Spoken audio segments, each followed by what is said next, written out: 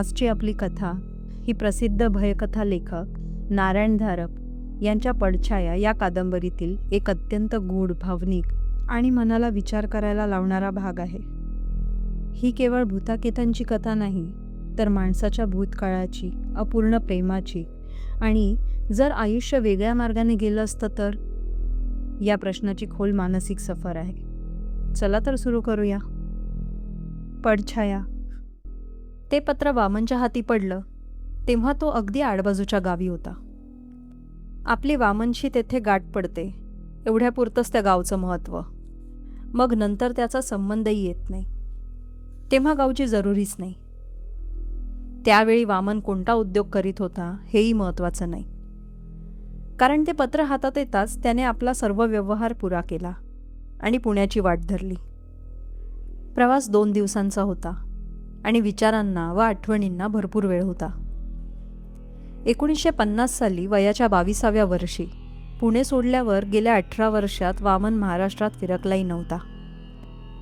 या भागातील मराठी वर्तमानपत्रेही वाचायचं तो कटाक्षाने टाळत आला होता.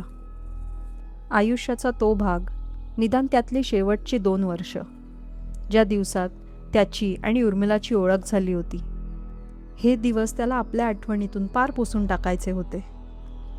वास्तविक आताही तो इतक्या तातडीने निघाला नसता, पण पत्रावरून त्याला समजलं होतं की त्याच्या घराण्यातला तो एकच तेवढा हयात होता आणि दोन्ही वाडे आता त्याच्या मालकीचे झाले होते. आणि वारसा हक्क साबित करून मिळकतीचा ताबा घ्यायला तो जर लवकरात लवकर हजर झाला नाही तर इतर काही हितशत्रू गडबड घोटाळा करण्याचा संबंध होता. तेव्हा मग हा 40 वर्षाचा सडाफटिंग वामन आपल्या मिळकतीचा ताबा घ्यायला आता निघाला होता. वामनने भूतकाळ विसरण्याचा प्रयत्न केला होता आणि तो त्याच्या अपेक्षेपेक्षाही जास्त यशस्वी झाला होता. कारण गाडीत एकटा असताना किंवा एखाद्या स्टेशनवरच्या वेटिंग रूममध्ये कनेक्शनची वाट बघत असताना वामनने जेव्हा आपल्या घराची चित्र डोळ्यासमोर आणण्याचा प्रयत्न केला, तेव्हा त्याला समजलं की पुसट आठवणीखेरीज बाकी तो सर्व विसरून गेला होता. शेजारी शेजारी उभे असलेले ते मोठे 2 वाडे, त्यांच्या समोरून जाणारा अरुंद बोळ, रात्री तिथे मिणमिणणारा दिवा, एवढंच त्याला आठवत होतं. निश्चयाच्या बंधाऱ्यावर आठवणींचं पाणी वर्षानुवर्ष साठवून ठेवलेलं होतं आणि ते आता वाळून गेलं होतं. क्षणभर त्याला स्वतःचंच हसू आलं. ठीक आहे तर, तो आता अगदी कोरीपाटी घेऊन आपल्या जन्मस्थानाकडे चालला होता. आता जे आयुष्य सुरू होईल ते अगदी संपूर्णपणे वेगळं असेल, नवं असेल.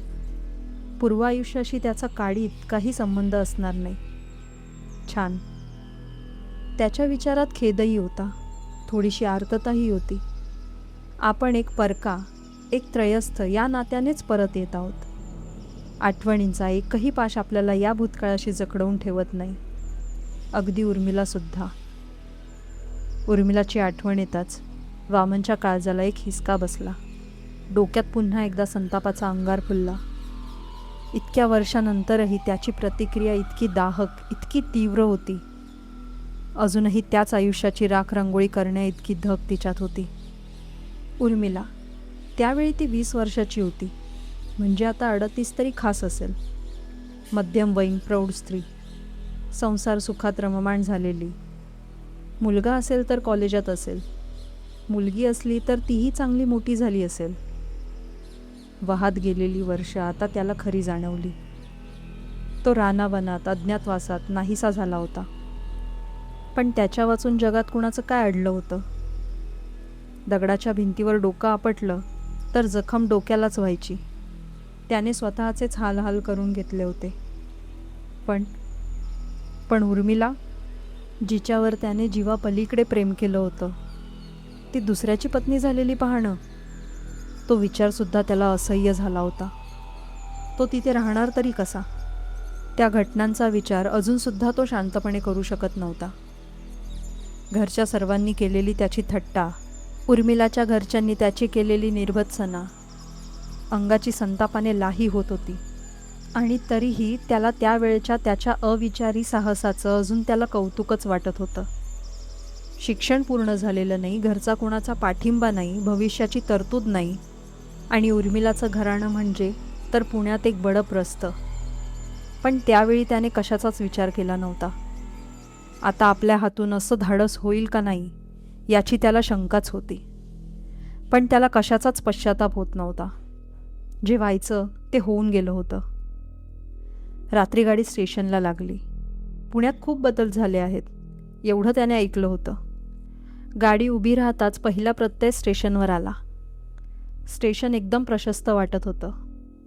प्रखर निळ्या दिव्यांची झगझगती रेषा लांबच्या लांब पसरीत होती. इमारतीला एक आलिशान स्वरूप आलं होतं. वामनने बरोबर फक्त एक सुटकेस आणली होती. वर्षानुवर्षांच्या भटकंतीत त्याचा सामानाचा सोस नाहीसा झाला होता. लाईट ट्रॅव्हल करायची त्याला सवयच लागली होती. तेव्हा ती छोटीशी सुटकेस हातात घेऊन तो प्लॅटफॉर्मवर काही वेळ उभा राहिला. जरी परक्याच्या नजरेने तो सर्वत्र पाहत होता तरीही त्याचा अनुभवीपणा प्रत्येक हालचालीत दिसत होता. नवखा माणूस दिसतो म्हणून त्याला बनविण्याचा विचार जर कोणा धूर्ताच्या मनात आला असताच तर तो वामनच्या करड्या डोळ्यांच्या एका नजरेनंच पार विरघळून गेला असता. वामन काही वेळ तसाच उभा राहिला आणि मग मोठ्या दाराच्या दिशेने त्याने एक पाऊल उचललं. पण त्या क्षणी तो हबकून जागच्या जागी थांबला. क्षणभर त्याला आपल्या डोळ्यांवर विश्वासच बसेना. कारण त्याच दारातून उर्मिला आत येत होती. उर्मिला. मनाला एक हिसका बसून आठवण एकदम 18 वर्ष मागे गेली. ती उर्मिला होती यात संशयच नव्हता. दाराच्या आतच ती जरा वेळ इकडे तिकडे पाहत उभी राहिली आणि मग त्याला पाहताच तिने एक हात वर केला व ती त्याच्या दिशेने निघाली. वामन जागच्या जागी खिळल्यासारखा उभा होता. हे खरं आहे की एखादा भास आहे त्याला प्रश्न पडला होता. पण पावला पावलाने उर्मिला जवळ येत होती आणि शेवटी त्याच्या मनाने या वस्तुस्थितीचा स्वीकार केला होता.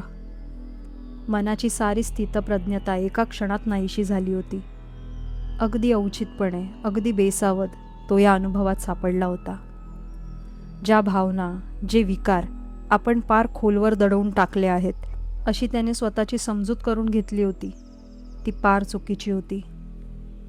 उर्मिला त्याच्या जवळ येऊन पोहोचेपर्यंत त्याच्या नाडीची तुफान घौडदौड सुरू झाली होती आणि ती प्रत्यक्ष त्याच्यापाशी पोहोचली तेव्हा त्याला दिसलं की मगाशी तिचं रूप दिसलं तो केवळ अंतराचा परिणाम होता. मध्यंतरी गेलेल्या काळाने आपल्या खुणा तिच्याही शरीरावर रूपावर चेहऱ्यावर ठेवल्या होत्या. 18 वर्षापूर्वीची उर्मिला त्याला आठवली आणि आता ही समोर उभी राहिलेली उर्मिला. डोळ्यातला तो अल्लड खेळकरपणा गेला होता. हालचालीतला तो बावरा अवखळपणा गेला होता. चेहऱ्यावर कधी न दिसलेला गंभीरपणा होता आणि एक जरासं खिन्न हास्यही होतं. ती जवळ येऊन उभी राहिली. दोघेही एकमेकांकडे पाहत होते. शब्दांची जरुरीच नव्हती किंवा शब्द अपुरे पडले असते. ती आता इथे कशी आली? यायला मोकळीक कशी होती? का? का? प्रश्न असंख्य होते. मनात गर्दी करत होते. पण शेवटी हात पुढे करून तो एवढंच म्हणाला, उर्मिला. तेवढ्यानेच तिचं समाधान झालेलं दिसलं. ती खुदकन हसली. त्याच्या हाताला हलकासा स्पर्श करून म्हणाली, ओळखलंत म्हणायचं. चला आता. पण थांब ना. ओळखलं म्हणजे काय? आणि तू इथे का आलीस? सगळं काही सांगते. आधी चला. सामान कुठं आहे बाकीचं? हे हातात आहे एवढंच. एवढंच? पण तुम्ही कायमचे इथे येणार ना आता? कायमचं? पाहू. मी काही ठरवलेलं नव्हतं. तिच्या चेहऱ्यावरून एक अस्पष्ट अशी छाया सरकून गेली. उर्मिला, हे बघ. मला कशाचीच काही कल्पना नाही. मग सांगते ना सगळं. चला माझ्याबरोबर आधी. पण हे बघ, तुझ्याबरोबर किती वेळ असं पणपण करत उभे राहणार आहात?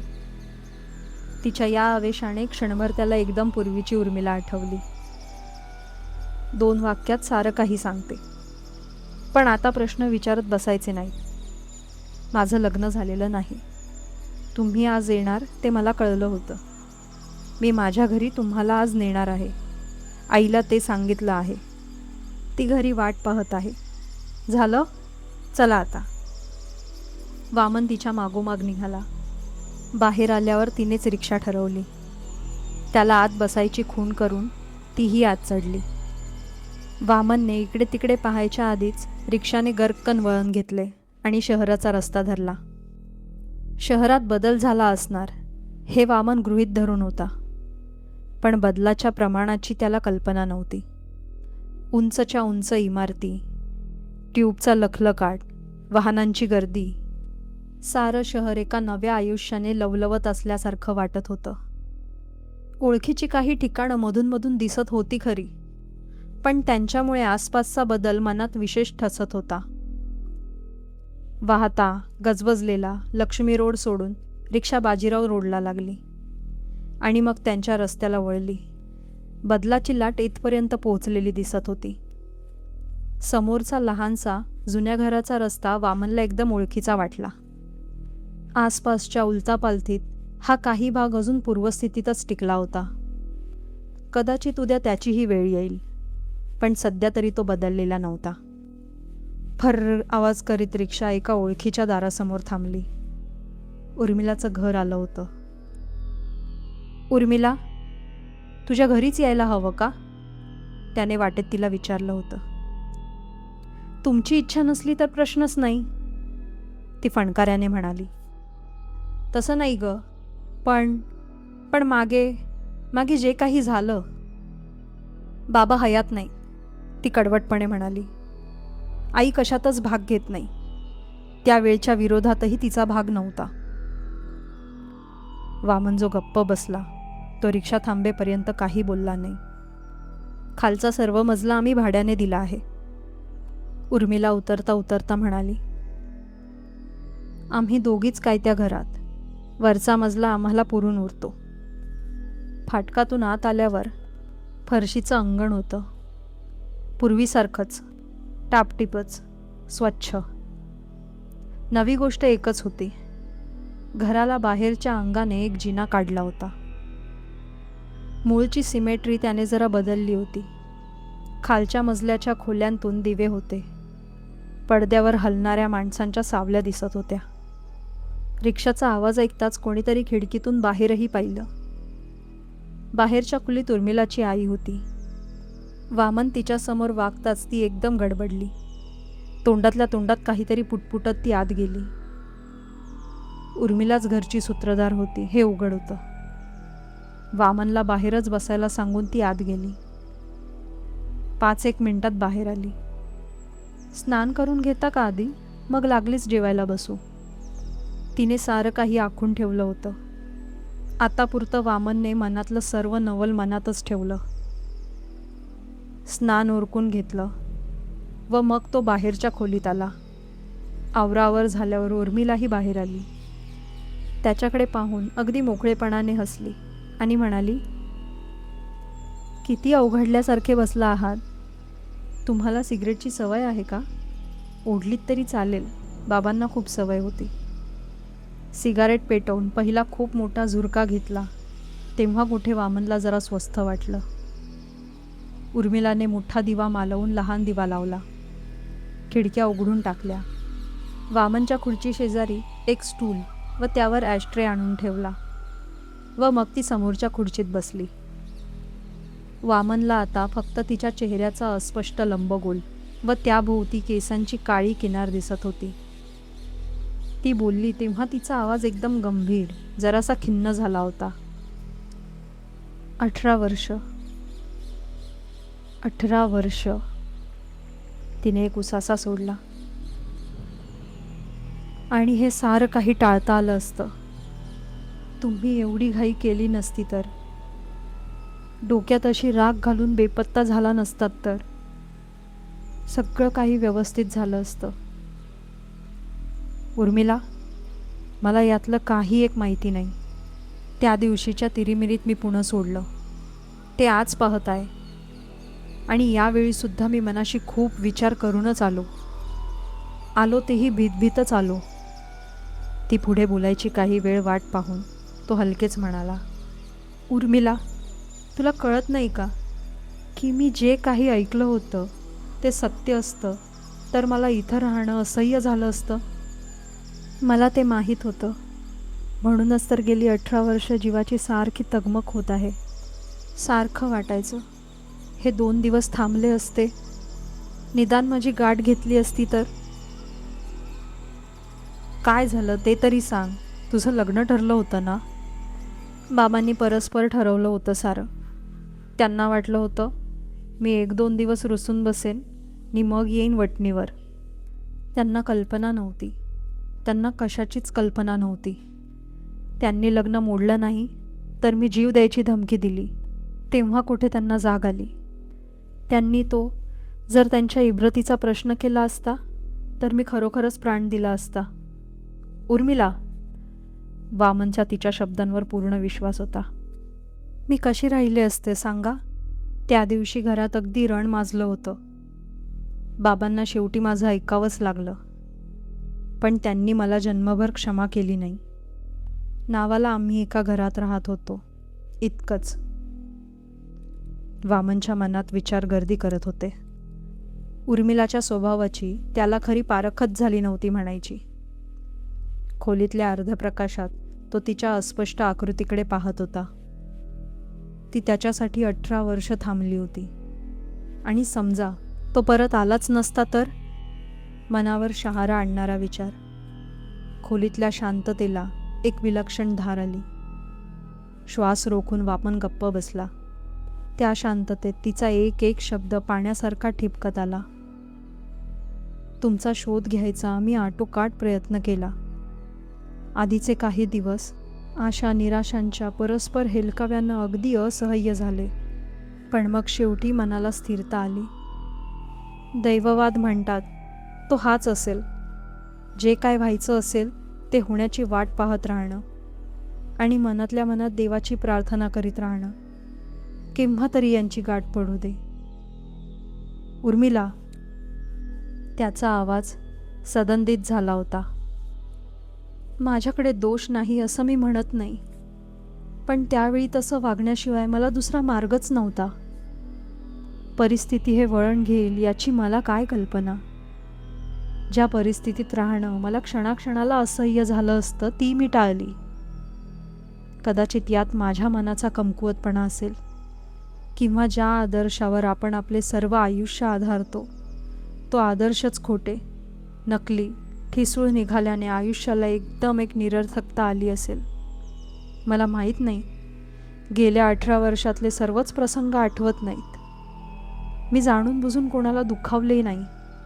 हेही खरं की कोणावर जीवही जडवला नाही. एकदा पोळलेला स्वभाव हल्लक झाला होता. उर्मिला, तुझा विचार यायचा, तुझी आठवण व्हायची, पण ती एक वेदना होती.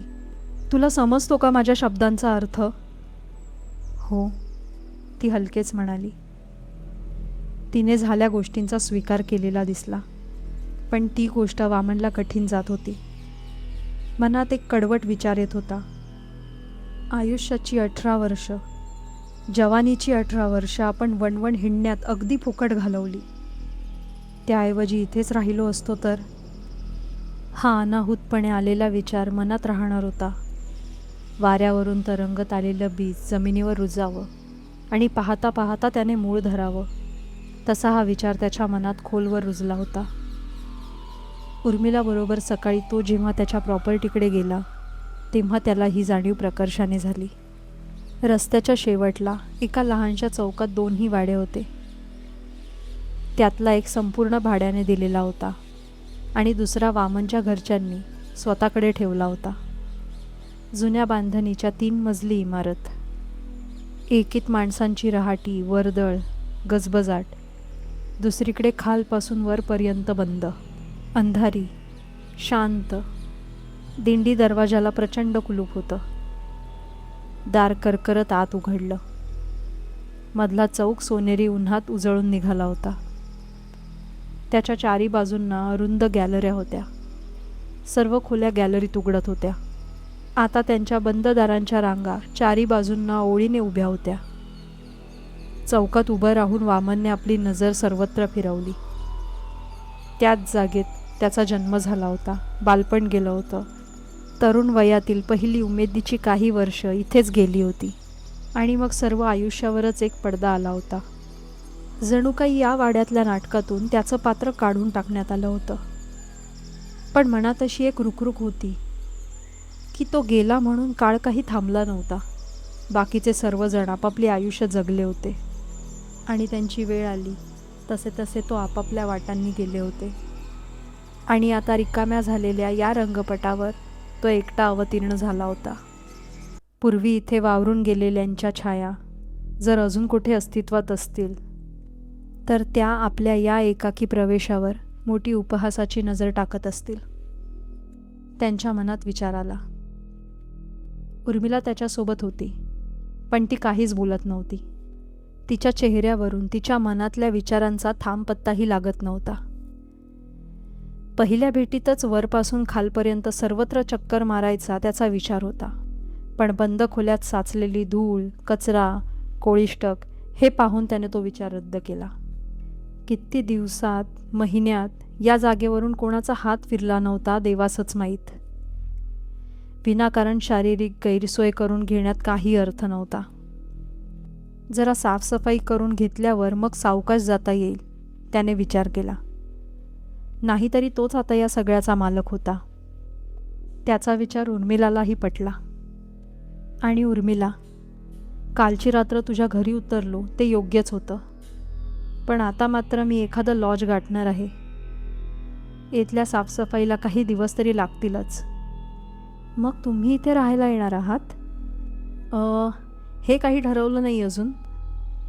वकील म्हणत होते हा वाडासुद्धा भाड्याने देऊन टाका, भरपूर उत्पन्न येण्यासारखं आहे. त्यांनाही मी अजून नक्की काहीच सांगितलेलं नाही. मला आधी सारं काही पाहायचं आहे. उर्मिला काहीच बोलली नाही. वामनच आपण होऊन म्हणाला,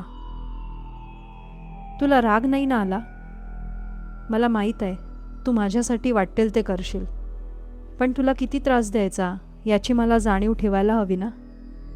आजवर किती जाणीव ठेवलीत? तिच्या नजरेत तो मूक प्रश्न होता. तुम्हाला जे योग्य वाटेल तसे करा, उर्मिला हलकीच म्हणाली. ते बाहेर आले. दाराला मोठे कुलूप लागले. उर्मिलाला वामनने घरी पोचवलं. जवळच्याच एका लॉजमध्ये खोली घेतली. साफसफाईसाठी गडी शोधायला तो बाहेर पडला. तेव्हा उर्मिलाचा विचार त्याच्या मनात होताच. स्वतःच्या आणखी एका विचाराचं त्याला नवल वाटत होतं. त्या वाड्याची पाहणी करताना त्याला बरोबर कोणीही, उर्मिलासुद्धा नको होती. ही त्याच्या आयुष्यातली एक अगदी वैयक्तिक बाब होती. उर्मिलाला त्याच्या जीवनात स्थान अशक्य होतं, पण या एका नवख्या असंशोधित भागाचा तिचा अजून प्रवेश झाला नव्हता. कारण न कळताही त्याला एक प्रकारची अस्वस्थता आली होती. स्वतःच्या मनाची खात्री पटल्याशिवाय तो उर्मिलाला त्यात सहभागी होऊ देणार नव्हता. पार्श्वभूमीवर एक विचार होता. आजवर मी तिला काय कमी यातना दिल्या आहेत का? वाड्याचं मोठं दार करकर उघडताना वामन क्षणभर उंबरठ्यावरच थांबला होता. त्याच क्षणी त्याच्या सर्व शरीरावरून एक लहानशी शहार गेली होती. त्याच क्षणी मनातही अस्वस्थता जन्माला आली होती. आपण जर असे परागंदा झालो नसतो, इथेच राहिलो असतो, तर वाड्याला ही अवकळा आली नसती. वाडा असा उदास, अंधार, बेवारशी दिसला नसता. हाच विचार कल्पनेच्या मार्गावरून जरा पुढं गेला. समजा आपण इथेच राहिलो असतो तर आज कोणत्या अवस्थेत असतो? त्याला या प्रश्नाचं उत्तर माहीत नव्हतं, पण कल्पनेला वाव भरपूर होता. उर्मिला त्याच्याबरोबर इथे येऊन राहिली असती का? 18 वर्ष, केवढा दीर्घकाळ. दीर्घ कल्पनाही एवढं अंतर काटू शकत नव्हती. आणि समोर जे चित्र येत होतं ते अस्पष्ट होतं, असमाधानकारक होतं. आता गड्याला बरोबर घेऊन जाताना त्याच्या मनात हेच विचार होते. किंबहुना त्या विचारांनी आणखी एक जरासं अनपेक्षितच वळण घेतलं होतं. इथल्या सर्व आयुष्याचा त्याग करून तो निघून गेला होता.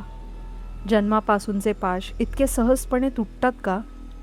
ज्या ठिकाणी तो लहानाचा मोठा झाला, जिथे त्याला जगायचं सर्वार्थाने ज्ञान झालं, त्या सर्व ठिकाणांनी त्याच्या मनावर आपापला ठसा उमटविला होता. पण ही क्रिया संपूर्णपणे एकतर्फीच होती का? ही केवळ घेवाणच होती की तिच्या बदल्यात त्याने स्वतःचं काहीतरी त्या वास्तूला दिलं होतं? त्याचा एखादा लहानसा सूक्ष्म असा अंश. नदीकाठावर सुंदर गवत असतं, त्यावर माणूस आरामात पोहोडतो, काही वेळानंतर निघून जातो, पण त्याच्या शरीराचा ठसा गवतावर तसाच राहतो. काही मिनिटाचाच हा परिणाम असतो, तोही एका निर्जीव संबंधांचा. मग वामन तर या वाड्यात उत्कटतेने राहिला होता, वाड्याशी एकरूप झाला होता. केवळ ठशापेक्षा नक्कीच जास्त काहीतरी तो मागे ठेवून गेला होता. पुढचं आयुष्य तो इथेच जगला असता तर क्षणाक्षणाला बदलत जाणाऱ्या घटनांचा परिणाम होऊन हा अंश शेवटी नाहीसा झाला असता. पण त्याच्या बाबतीत तसं झालं नव्हतं. या वाड्यातून तो अचानक नाहीसा झाला होता. त्याचं हे अभिरूप, अदृश्य, अद्रव्य प्रतिबिंब मागे राहिलं होतं. अर्थात सगळा कल्पनेचाच खेळ. पण समजा हा अंश मागे राहिला, मग सर्व वाडा रिकामा झाला, बंद झाला, अंधारला, माणसांची वर्दळ संपली, शांततेचं साम्राज्य पसरलं.